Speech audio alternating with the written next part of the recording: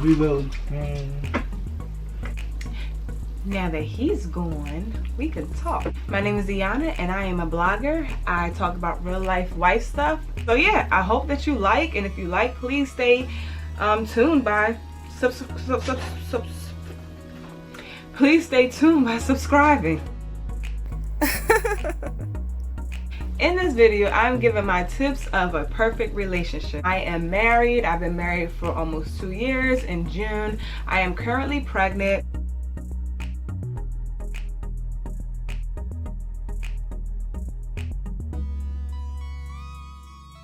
And as you can see, that was my husband. I'm 24 weeks pregnant. I have an awesome testimony on top of that.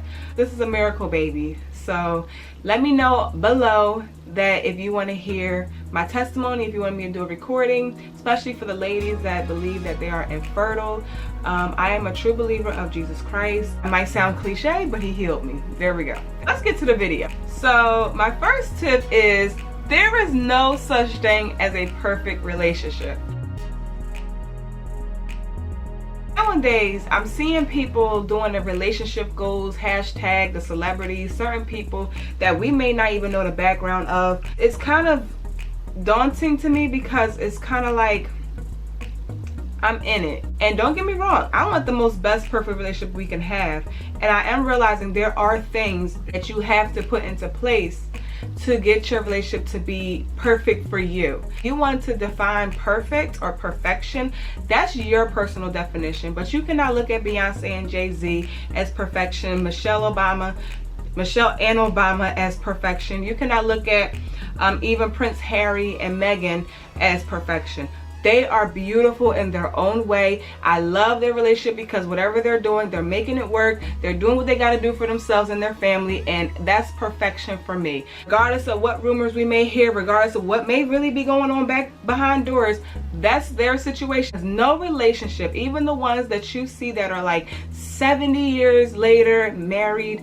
Even my grandmama and grandpa got married when they was teenagers. He's hitting her 90s or whatever, and they've been married since then and had like 6-7 kids. But I know that they did not live a sanctified, holy life their whole time. And I'm 28 years old, so I only seen 28 of their lives, but I do know that my grandma tells me stories. And to me, my grandma is a saint. She loves the Lord so much. I didn't think nothing wrong was with this lady. But of course, she opened up to me and told me that she always did not live that way. She definitely had to go through a process of getting to where she's at now. I said all that to say is no one is perfect, even when they are 80 years later. So you need to define your own definition of perfection. I had to define my own definition of perfection.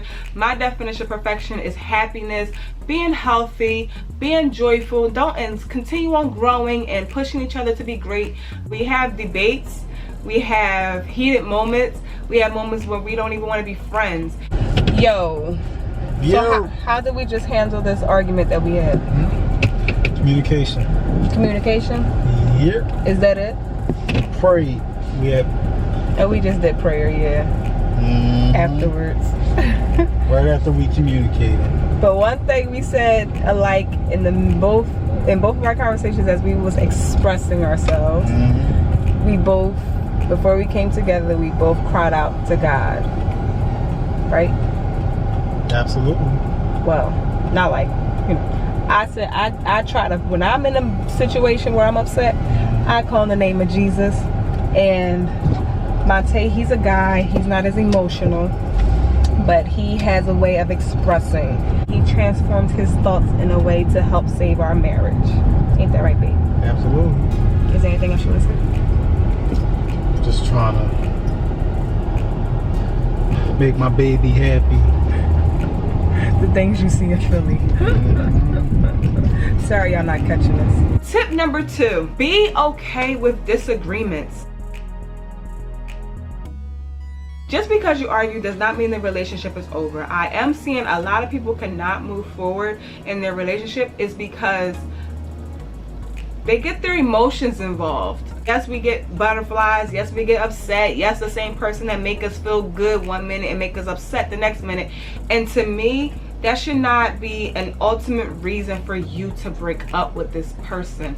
I think, okay, your emotions are your emotions. That's who you are. Let them express, and but let them pass by. But then do not make a lifelong decision off your emotions. Wait till your emotions pass by and let yourself make a sound decision if you really want to be with this person or not. And at least when you do make that decision, at least it's not based off your emotions. Hey, just agree to disagree and work through it. You know, I'm not going to give you the regular tips of communication and all that stuff. Of course, all that is good. You heard it before plenty of times. Communication is everything. Understanding, listening, respect each other, all those good things, that all plays a part. I think it's something that we have to practice a little bit more, because our parents didn't teach us how to be married half of the time. And nowadays, most of the time, our parents aren't even married. You're gonna have to learn all this kind of on your own. Tip number 3, have fun and be weird. You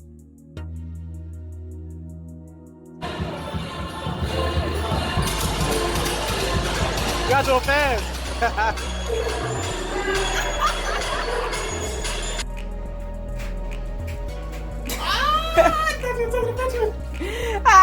Nope. Got him. Oh, almost there. Do it again. You doing a wiggle. I gotta do it sideways. You just gotta swirl. It is nothing wrong with tickling. There's nothing wrong with licking his face occasionally. It's not even wrong to kind of like be buddies and let loose a little bit in the area that doesn't feel ladylike, if you know what I mean. I mean, there gotta be boundaries, because my husband be thinking I'm his bull. Like, no, I'm not. You lucky that I don't go in the bathroom with you and record you, because I believe in boundaries. Don't worry about it. You're gonna be recorded. It might be not today, not tomorrow, probably not next year, but you'll see. There's gonna be a time. Just remember what I said.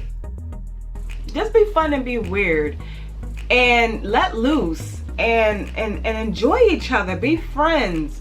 That's actually my other tip, which I don't want to jump into, but it feels like that kind of go hand in hand. Be friends. So that's tip number 4.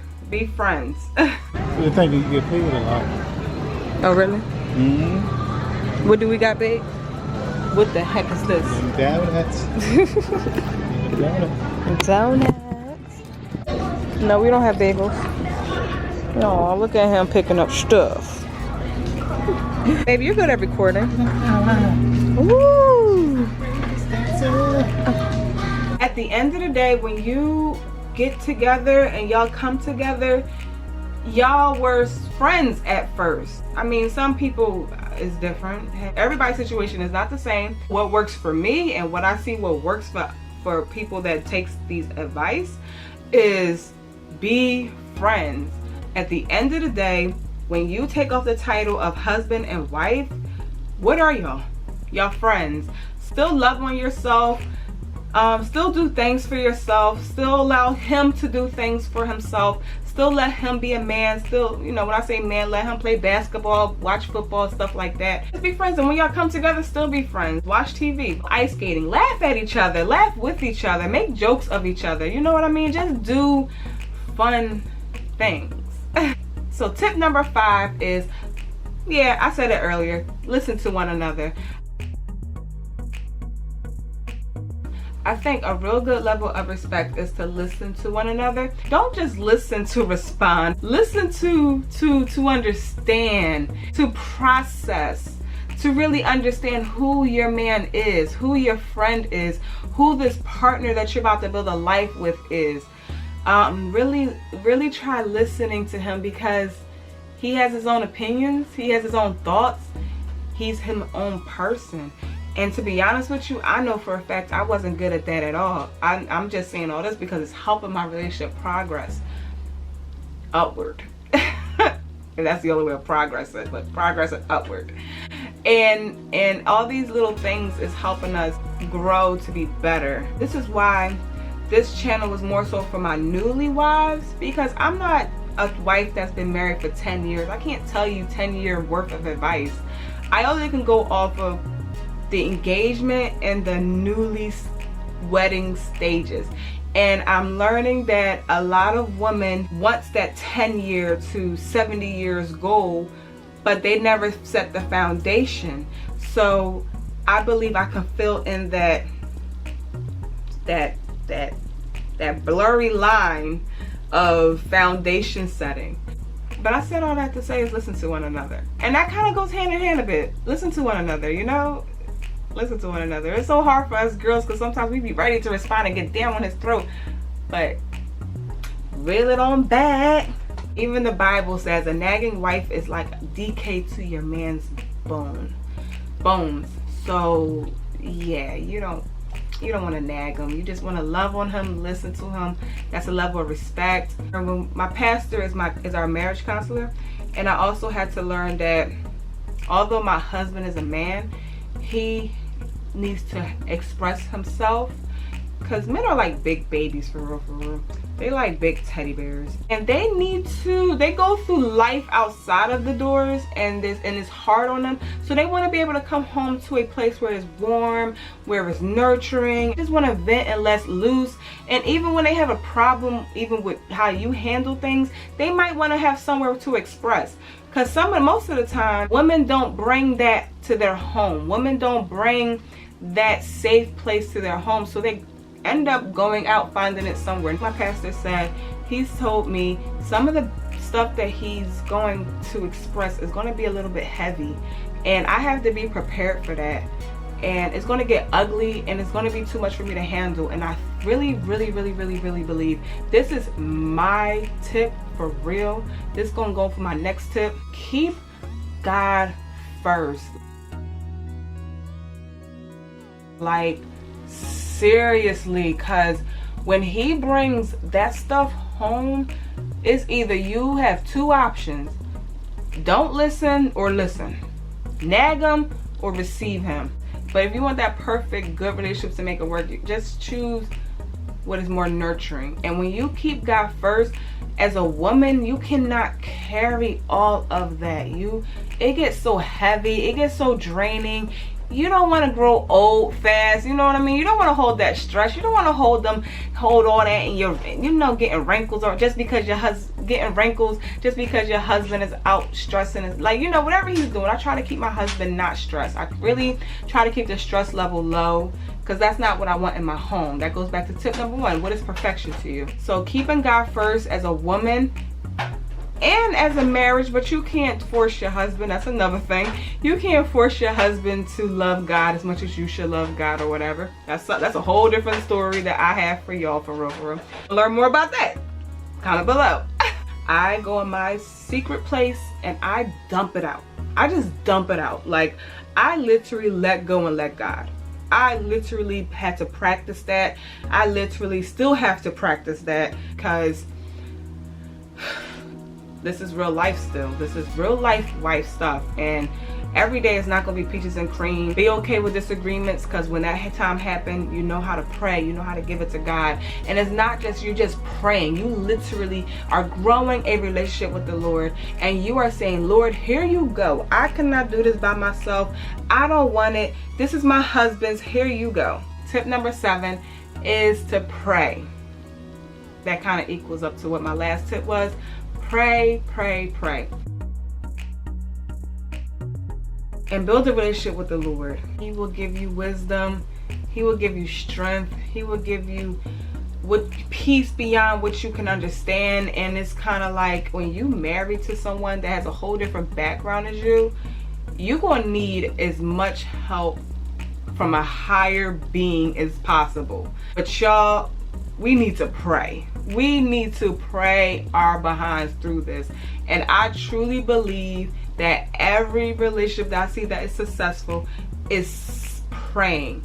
And keep each other strong, keep each other motivated. I have plenty of more tips. If you want to hear more tips from me and my husband, I can definitely bring him on here. If you want to hear from me and my husband, how we are making it through, please comment below. I probably gave y'all so many reasons why y'all need to comment below, but do not forget to click the like button, and go in my description, click my link and check my blog out. I get more transparent in my blogs. I express better by writing. If you want to get more videos from me, stay tuned, and don't forget to stay tuned for behind clips. Bye.